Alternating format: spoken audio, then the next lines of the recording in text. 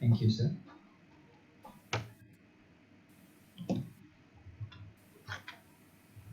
So thanks for inviting actually.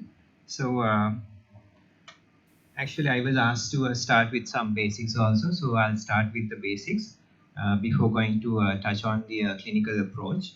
So so since there are trainees sitting here, so I'll start with the very basics. So if you take the blood, so there are cellular and plasma components. So you have red cells, white cells, and platelets. And in plasma, you have antibodies, plasma proteins, and clotting factors. So when we consider the blood donations, we take the whole blood. So one would think why we are not practicing the whole blood transfusions. So it's kind of obscure now. It's out, and we separate the components into each components, and we specifically transfuse these components indicated to indicated patients. So if you can see here, the method that we use to separate these components are the centrifugation. So centrifugation methods will separate these components according to the specific gravity. So the red cells will go down, then the buffy coat, which is the WBC, and then the platelets and the plasma components. So if you can see this graph here, the whole blood is sitting in the top and the red cells, and we can separate the granulocytes as I told it before, the WBCs or the buffy coat, and then the plasma and platelets. So if you take the plasma, so we take the plasma and freeze it. So it is called fresh frozen plasma. So I think you might heard of the students will know this cryoprecipitate and cryopoor plasma. It is made by the FFP in thawing in 4 degrees overnight. And the cryoprecipitate I'll talk about later. And the cryosupernatant plasma also. The factors that they are sitting on the right side of the slide is the factors which are separated by fractionation processes. Those are not done in the blood bank practices, but the components are made in the blood bank. So a little bit of red cell components. So though we call it red cells only, there are a few products which can be made through these red cells, right? So RCC is the basic red cells which can be separated by removing plasma and the platelets. But you might have heard of these leukoreduced red cells. So this is basically what we do by removing the WBCs. Usually when we separate the blood pack, the WBCs are contaminated with these red cells. So it's very difficult to separate. But there are ways and methods of removing the WBCs as well. So if you can see here, the WBCs in a normal red cell pack is the count is around like 5 into 10 into the power 9. But if you remove the buffy coat, then it goes down to 5 into 10 into the power 8. Whereas if you filter it, then you will have lesser number of WBCs, that is around 5 into 10 into the power 6. So why do you have to remove these WBCs? That's because of the reactions actually. So if you have heard the term called febrile non-hemolytic transfusion reactions, so we can remove these WBCs. In turn, we can prevent that reaction as well.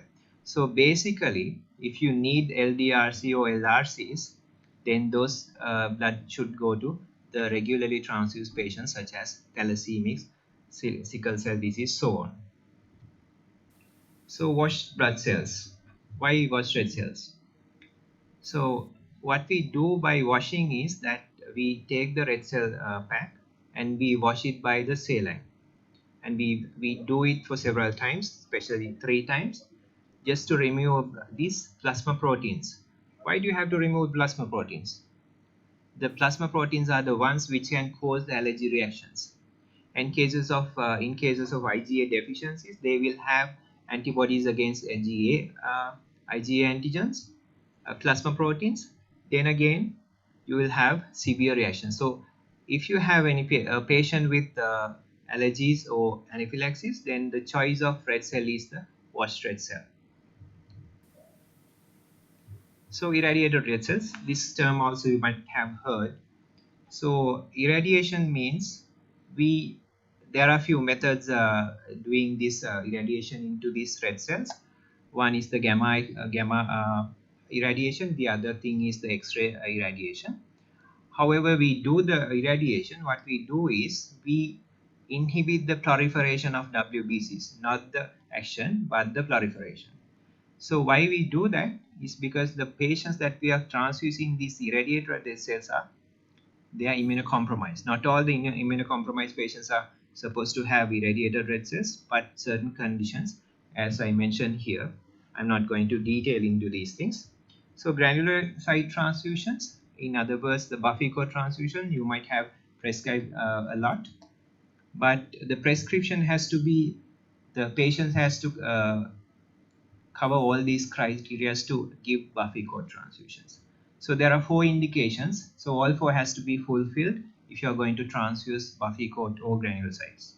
So first thing is the severe neutropenia, that is absolute neutrophil count should be less than 0.5 with congenital or acquired bone marrow failure syndromes, and also they should be in a active treatment in attempt to have a remission, and there should be an active infection, a fungal or bacterial, proven on antibiotics which is not responding, and also finally there should be a plan to expect them to get it out from there as a recovery. So all 4 has to be fulfilled to if you are going to transfuse Buffy-Coat. Why? Because the reaction rates of Buffy-Coats is very high.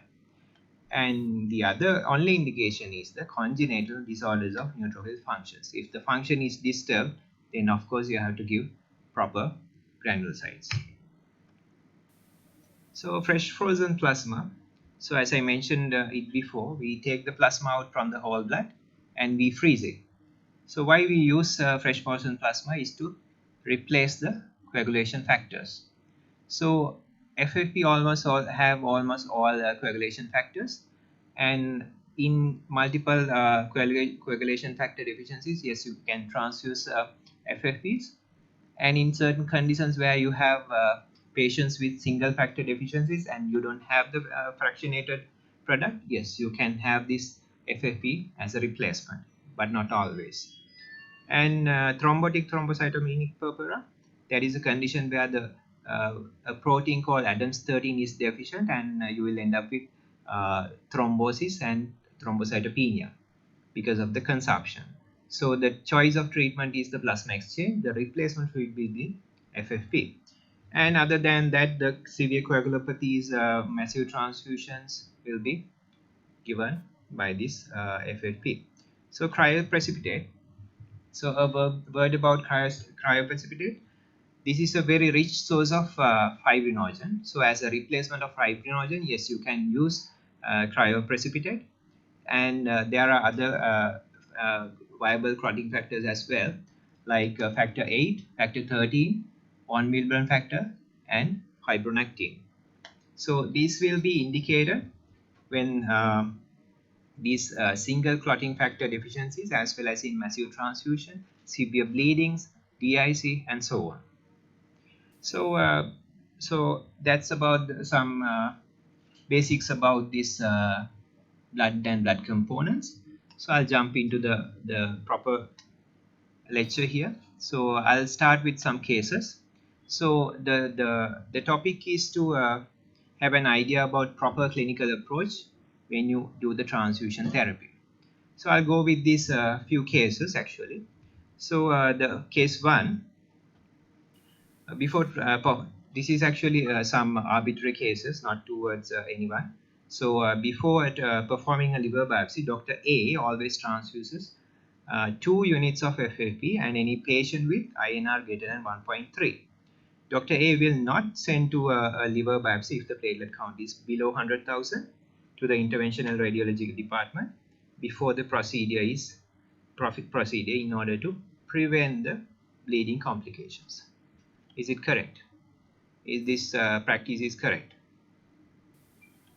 Well, this approach is not unusual. So, there are very little in the medical literature supports the confidence of Dr. A places on coagulation times and the platelet counts as the predictors of the liver, predictors of bleeding in liver biopsy. So this is not correct. Case 2, a 60-year-old man in a coronary care unit recovering from an acute myocardial infarction. He has been sustained for 4 days by intra-aortic counter pulsation balloon pump inserted into his left femoral artery. His balloon pump is about to be removed and his platelet count is 60,000. Platelet concentrations are requested to be given immediately before the balloon pump is removed. What do you think? I think a better approach would be remove the balloon and then treat the patient if he demonstrates any oozing or any bleeding from the wound site. So that is not prophylactic transfusion. This is therapeutic transfusion. Since the platelet count is 60, so majority of these patients won't have prolonged bleeding.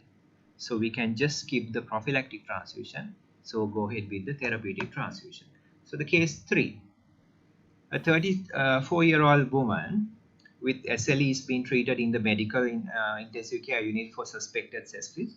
Her medications include steroids, hydroxychloroquine, broad-spectrum antibiotics, and dopamine. Her platelet count is 30,000 and she requires a central line placement for hemodynamic monitoring and vascular access. So remember, central line placement. The medical officer requests that the line be placed under platelet coverage, meaning that it should be inserted while the platelet concentrations are infusing. When this decision is questioned, the MO acknowledges that he is nervous about the placing line and that he would feel more comfortable if the patient got transfused first. So 2 terms actually. Under platelet coverage, we have seen a lot, and he would feel more comfortable if there is a platelet transfusion going on while the procedure is going on, right? So there is no evidence as for under platelet coverage. The platelet coverage is kind of a fantasy term, so it doesn't go with the clinical scenarios, right? So transfusion, not really, sir, not really. But what we see is the threshold of the platelets, not the platelet coverage there. So if you're placing a central venous line in a neonate, then the platelet threshold would be at least 30,000. That would be more than enough. So if you reach the 30,000, then you don't have to cover platelets or anything like that. So, and the comfort level of the medical officer is not an indication for transfusion. Okay. In the next day, the same patient requires a diagnostic lumbar puncture to evaluate suspected meningitis. The coagulation tests are unchanged, so that we take those things as normal. Platelet concentrations are requested again before the procedure because the count is below 50,000. When the decision to transfusion is questioned, the doctor says he would be sued if she had bleeding complication. What do you think? For lumbar puncture, the platelet transfusion threshold is 40,000. So in this case, if you were to transfuse in order to get rid of this legal background, the legal actions would be much higher if you have a transfusion reaction than the bleeding. Right?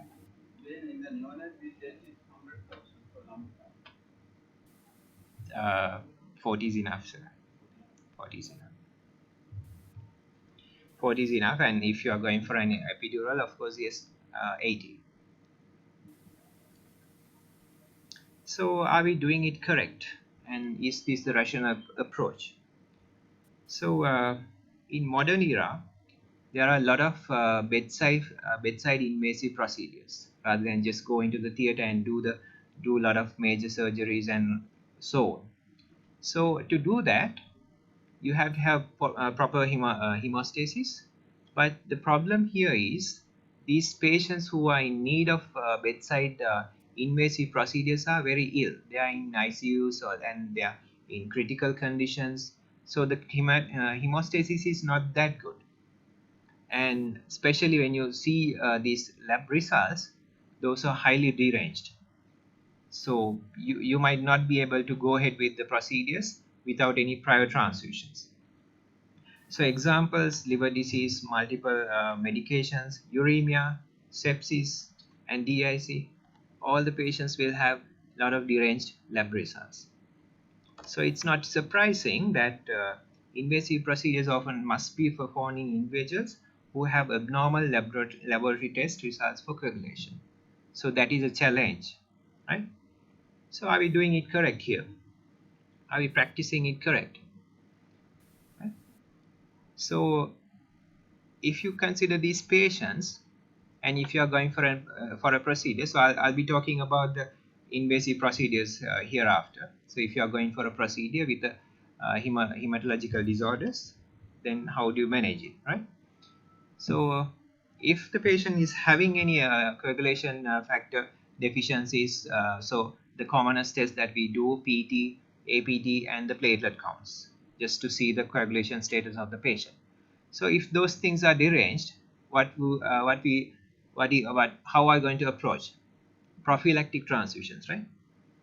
Always we go with the prophylactic transfusion. Despite of the post-transfusion counts, we just go with the prophylactic transfusions. You just see the procedure counts, prophylactic transfusions, procedure, then only you go back and see whether it has been corrected with the transfusions. Okay. If we are going to do the prophylactic transfusion, we have three assumptions.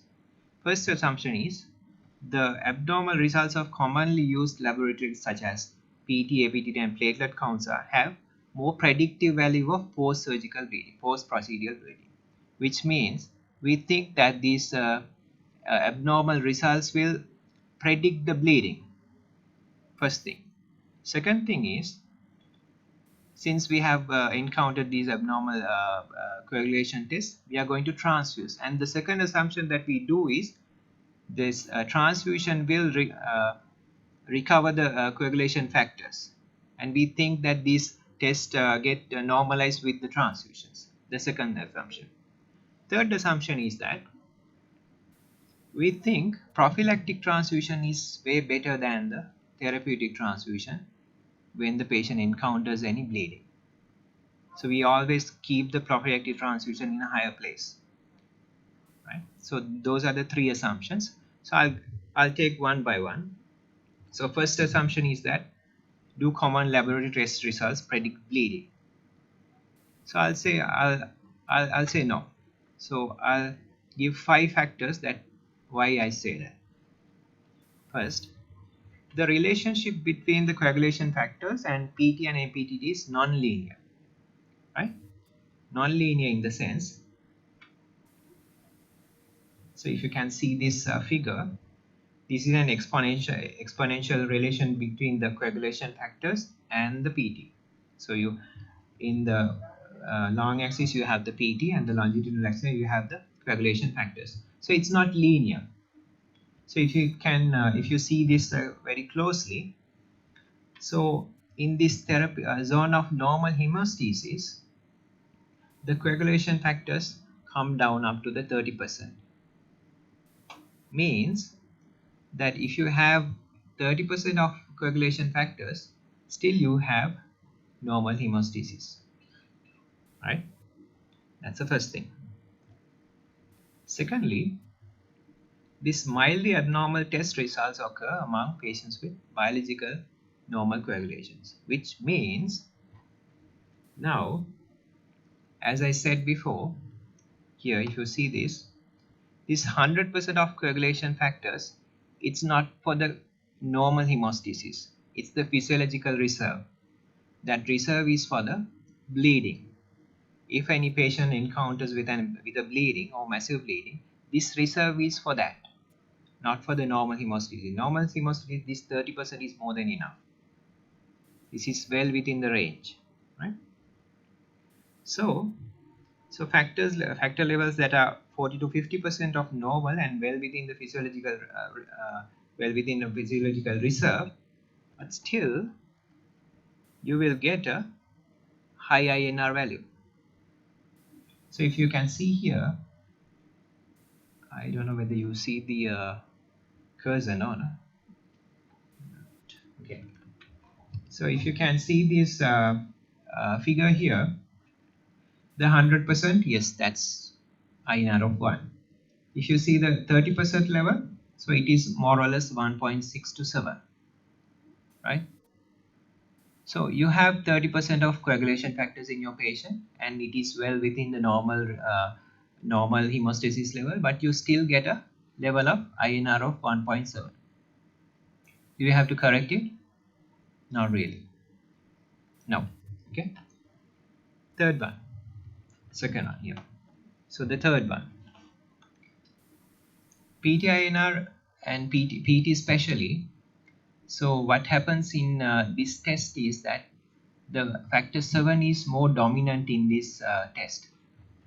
Thank you so much. Right. So factor 7 is more dominant in this test. So as you can see here, factor 7 in an extrinsic pathway. So if this factor 7 is, since this is more dominant in PT test, if this factor 7 is mildly low but well within the normal range, and the other factors is almost 100%, still you will get high INR value because of low factor 7 but still within the normal range. On the other hand, let's say factor 7 is 100% normal, but multifactorially other factors are well below the normal level. In that case, still you get a normal PT value, right? So that indicates this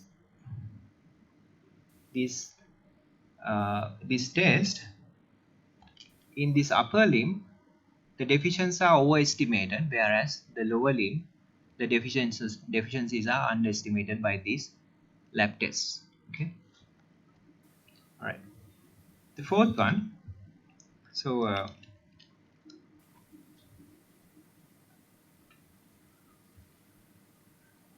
so if you see this the slide, you can see there are single factor deficiencies as well as multiple factor deficiencies. If you consider only factor 7, let's say for an example, if only one factor is deficient, the abnormal coagulation test won't give that much of an abnormality. Okay, but when it's come to multiple factor deficiencies, yes, you will have overestimated deranged value. That's because, so if you can see here, in single factor deficiencies, for an example, if the factor level is 50%, and if you have corrected with it up to 70% with the availability of others 100%, you will get a normal PT levels. But on the other hand, if you have two factor deficiencies which is up to 50%, you can correct up to 75% with 100% of rest of the coagulation factors, but still you will have PT and APTT prolonged. In simple terms, if you have single factor deficiency, you won't get much difference. But if you get multiple coagulation factor deficiencies, but still within the normal ranges, still you get PTI APTT values very prolonged. Okay. All right.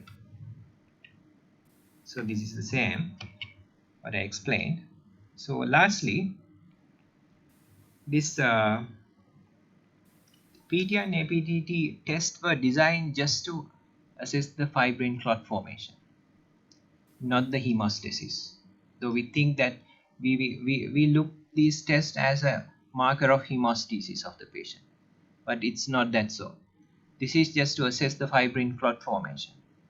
To assess the hemostasis, it's a complex interaction between the vessel wall, platelet number, function, and fibrin formation again, and fibrinolysis also, very importantly. So all together comes to this hemostasis, not only the fibrin formation. So all 5 factors would now realize that those lab tests won't indicate the real scenario of the hemostasis. So we don't have to correct it all the time. Okay. So that was the first assumption, where we too much rely on the lab results. This is the second assumption, where we think that the components that we transfused have done the work to correct the lab abnormalities, right? So for example here, so I'll take an example again. So at different coagulation factors we take, so up to 40% we'll take as normal levels, and since there is FFP, we don't know how much we are going to transfuse. Despite the therapeutic doses, we don't know how much of coagulation factors individually, how we are going to transfuse and how much we are going to transfuse. So that doesn't rely on the impact on the patient. Okay. So for example, if you estimate an adult as 70 kilograms, you give 700 ml FFP as a therapeutic dose, and only the 50% will be increased at this point, right? So if you give therapeutic dose, there will be only 50% increase in the coagulation factors in your circulation. And mind you, this is not going to last forever. This might go into like only 24 hours. Thereafter, these factors will be gone. Okay. So I'll take this here. So take this B point, right? Okay. Now we are discussing whether these the transfuse components are working or not. Okay. So at point B, the INR is almost 1.3 like, and here the INR is almost 3. So as I said before, a therapeutic dose will be increasing the factor levels by 15%. So if you take 15% from here upwards, and you go up 15% and you come down, and when you come back and see, there will be a very trivial effect on the INR levels even if you transfuse a proper therapeutic dose at this level. At this level means already you have 50% of coagulation factors. Whereas if you transfuse the therapeutic dose at here, at this level, so it's almost 10 like. If you increase this by 15%, it will go up to 25. So if you come down, it has come down to 2, which means you don't have to transfuse FFP and whatever the component at every time. So my point here is, despite the transfusions and despite the time of the transfusion, you don't get the exact result you want, right? So in this case, in high INR values, you will get a better response than the normal, almost normal high INR values. So almost 1.6 levels, less than that, there won't be effect from any FFP transfusions, right? Okay. So this is almost the same what I have explained. So a few patients with several INRs. So one have started with 1.5, the other has started with 2.5. So these plots are each every 500 ml of FFP transfusions. Once it's come down, the steep is getting reduced. In this, if you take this patient with the first transfusion, you will get a very good response. But when turns to come, it will go almost horizontal. If you take this patient, despite of the number of transfusions, the INR hasn't changed much. That's because of the reason that I explained earlier. So the time actually. So I told previously, this is the previous before transfusion INR. This is just after the initial 400. So almost a little reduction is there, and after 3 hours almost the same, and after 24 hours it has become the same again. All right.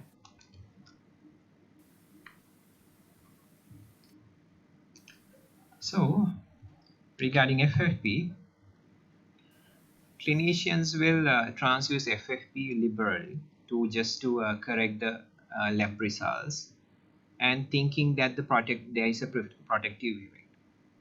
What is happening in our scenario is that when the INR or whatever the lab results are deranged, we used to transfuse, but we don't do the post-transfusion count. We just go with the procedure, and the procedure will be uneventful, and you attribute this uneventful procedure for this transfusion. So that is not correct. So assumption 3. So I'll come down to that level. So will prophylactic transfusion given before an invasive procedure limit the extent of bleeding more effectively than therapeutic transfusion given after procedure, right? So if you take the risk-benefits ratio and cost-benefits ratio, the disadvantages are much higher when you transfuse the patients, right? In prophylactic way rather than in a therapeutic way. I'll take an example here. So let's say an arbitrary procedure which have the complication of bleeding up to 1%. So which means if you take 100 patients, only one will be having a complication of bleeding.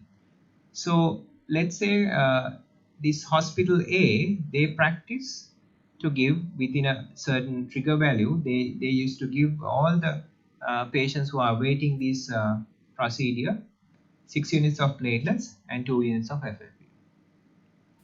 And on the other hand, hospital B, they will have another approach where they only give transfusions who are in need after the procedure. So they will just transfuse therapeutically. Here they transfuse prophylactically. So if you take the count, hospital A, if you take 100 patients, they will use 600 platelet units and 200 FFP units for these 100 patients. Whereas 99% of these patients doesn't need any transfusion, right? Hospital B, in other words, in other way, they will only use this transfusion only for that single person, and these 99 patients will be free of transfusion and transfusion risks. Okay. So in contrast, low dose of prophylactic infusions are being used as prophylactic transfusions, right?